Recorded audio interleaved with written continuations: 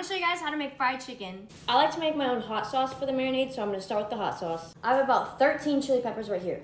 Core and seed all the peppers. I just scrape everything out with a spoon. Now I'm just gonna slice all the peppers. I'm gonna put them in here. A good amount of garlic cloves. And then in here, a third a cup of water, a third a cup of apple cider vinegar. There we go. Going on the stove. Once it starts boiling, you're gonna add everything in here. You're gonna let it simmer for about 10 to 15 minutes. Okay. I'm gonna add everything into a blender and then blend till smooth. I'm gonna take a strainer and another container and strain it. The red is so pretty. It smells like hot sauce. Now we have homemade hot sauce. You're gonna keep all this pulp because we're gonna use it in the marinade as well. So now I have my chicken, we're gonna marinate it. Pat it dry first. Now I'm gonna season the chicken with some salt and pepper. I don't measure, so just do what you wanna do. Just do a tablespoon to be safe.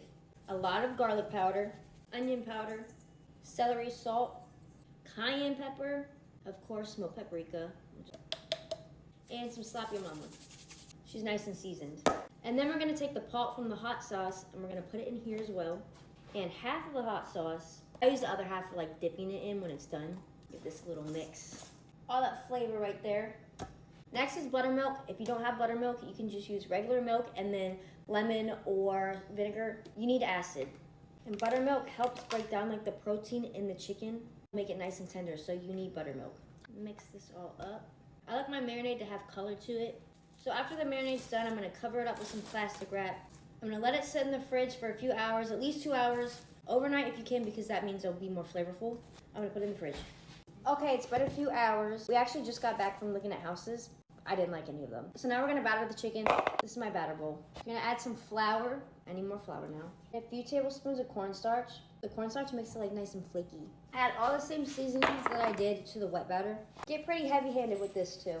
I have my seasoning all in the bowl, so now I'm gonna mix. So now you're gonna heat up your oil. I'm using a mini fryer just because it's so hard to go back and forth between here and the stove. So when you're frying chicken, you want it at 350 degrees. While this is heating up, I'm gonna start battering. I have a sheet tray and wire rack. You're gonna take your chicken that's been marinating all flavorful now, that beautiful chicken, and you're gonna put it in your flour. Remember, wet hand and dry hand, so this is my wet hand. I'm gonna batter it with my dry hand so it doesn't get too messy. And then I like to sit it on a wired rack. I like to let the flour like seep in there, and that's how you get like the nice crispy pieces. Fried chicken reminds me of summertime. This is what the chicken looks like after you let like the flour set in it. So the oil's ready. I'm gonna make sure you don't overcrowd it. So I'm only gonna add 2 to 3. Yeah, I can add 3. And since this has a bone in it, it's gonna take a lot longer to cook. Like 12 to 13 minutes. Every 2 minutes, I'm gonna rotate the chicken just to make sure it gets a nice even cook. And she's